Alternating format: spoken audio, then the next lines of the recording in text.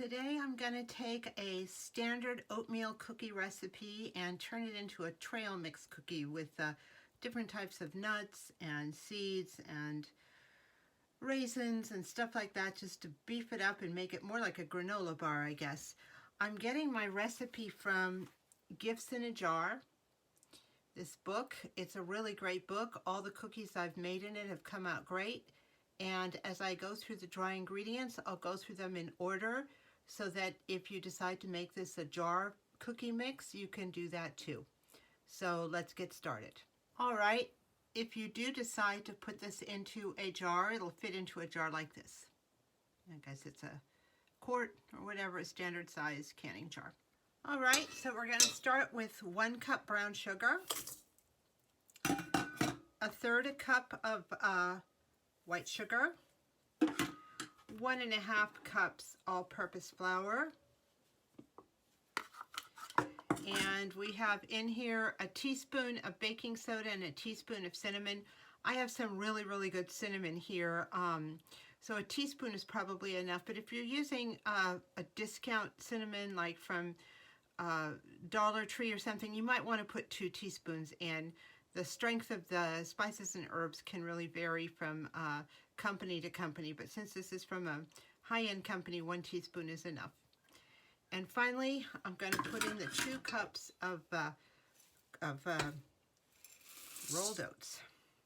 It says to use quick rolled oats, but I use just old-fashioned oats. It doesn't matter. If you want to make them more like quick rolled oats, you can throw them in the food processor or the blender for a few seconds to cut them up a little bit, but I don't mind them like this. So I'm going to go ahead first of all and mix all these dried ingredients up so that they are really well mixed. All right, it's time now for our wet ingredients. So I have 3/4 cup of margarine here. You can do margarine or butter. This is slightly softened. There's a tablespoon of water and a teaspoon of vanilla in here. I'm going to pour that in. And 2 slightly beaten eggs.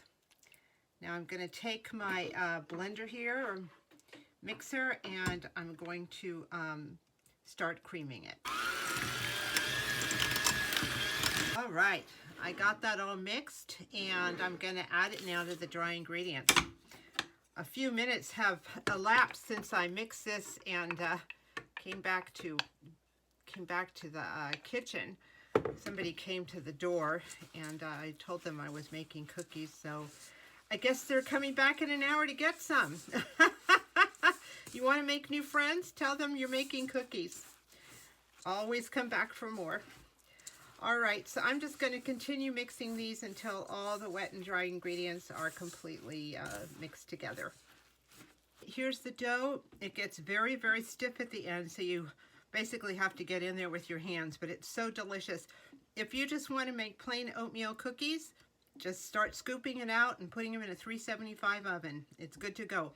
We're going to add some more goodies to this. Now, each time I do this, it depends on what I'm putting in there and what the tolerance of the dough is, but I like to start with about 1/4 cup of 4 different ingredients. Right now I've got 1/4 cup of walnuts.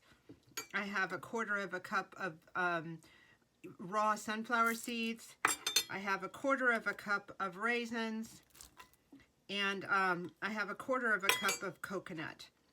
And you can also put chocolate chips and stuff. I actually have some chocolate chips here and some butterscotch chips. But what I'm going to do later, and you can do this too if there are certain ingredients that not everyone likes, you can also always separate the dough out before you start adding things, and just add things that you want to half the dough and add other things to the other half of the dough.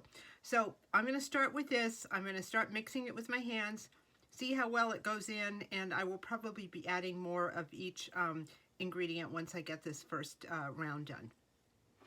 So I'm going to go ahead and add another 1/4 cup of coconut, another 1/4 cup of raw sunflower seeds, another 1/4 cup of walnuts, and another 1/4 cup of raisins. Basically, I'm adding 2 cups of additives, and you can add 2 cups too, and you don't have to do a 1/2 cup of each. You can add more, add less.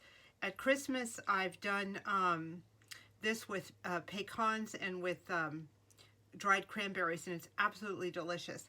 So I'm going to go ahead and start mixing these all in together, and then I'm going to separate a little bit of the dough to add some chocolate and butterscotch chips too. So I have some chocolate chips and some butterscotch chips, so I'm just going to grab some dough here, batter here, and just make sort of a separate little cookie thing here for each of those, and I'll bake them separately, and so I'll end up with 3 different types of trail mix cookies. I'll be back momentarily. Here's my first batch, the chocolate chip ones. I'm gonna put them at the 375 oven. I use my bigger scoop for these, so these might spread quite a bit. I'm not quite sure how they're gonna turn out, but I'm gonna get cracking because the person at the door earlier said they were coming back for them. I'll see you when they're done. Well, here's my first dozen. The 6 on the left are butterscotch, the 6 on the right are chocolate chip. I'm gonna call it a day right now. When I make cookies at home, not for Christmas or something, I don't use all the batter up in one night. I usually stretch it out over a week. This is the last of the snickerdoodle batter I had. I already delivered a bunch of snickerdoodles to 3 different houses earlier this week, so I had a couple of scoops left, so made those.